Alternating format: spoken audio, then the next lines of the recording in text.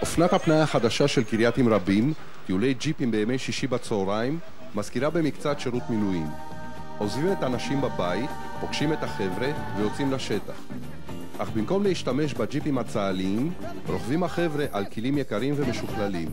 ובמקום להילחם באויב האכזר, נלחמים בעוז בתנאי השטח הקשים.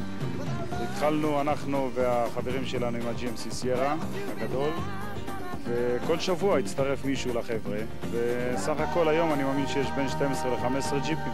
איך התארגנה הקבוצה הזו? חבר הביא חבר? כן, מפה לאוזן. המפגש הקבוע הוא בקריית ביאליק. כל שבוע מצטרפים עוד ועוד כלים, וביום שישי האחרון יצאו לטיול גם כמה אופנועים וטרקטורונים. צעיר המשתתפים לא חגג את יום הולדתו ה-17, ולידו רכב על טרקטורון נהג שכבר יש לו לבטח נכדים. השלב הראשון, לפני הכניסה לשטח, הוא הוצאת אוויר מהגלגלים. אחר כך נכנסים לשטח, לבוץ, למים ולעליות הכלולות.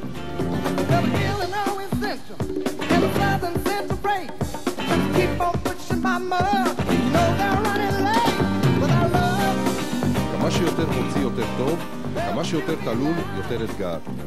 אני נהנה מזה ששוקעים, שקופצים, שכל שבוע מצטרפים עוד ג'יפים חדשים. בסך הכל חוויה. מהאתגר לעבור את הבוץ,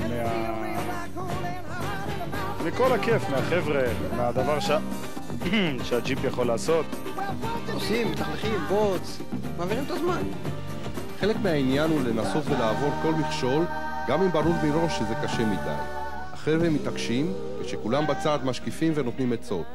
בחלק מהמקרים מצליחים, אך בחלק נזקקים לסיוע מהחברים. וגם הג'יפים סובלים לא מעט מרצונם של הנהגים להכריע כל מכשול באימא. אתה התעקשת בהתחלה בכוח, לא? כוח, אם לא בכוח, אז בסוף משתדלים להיחלץ בעזרת אחרים, אבל בהתחלה מנסים לבד. נזק? עשית הערכת נזקים?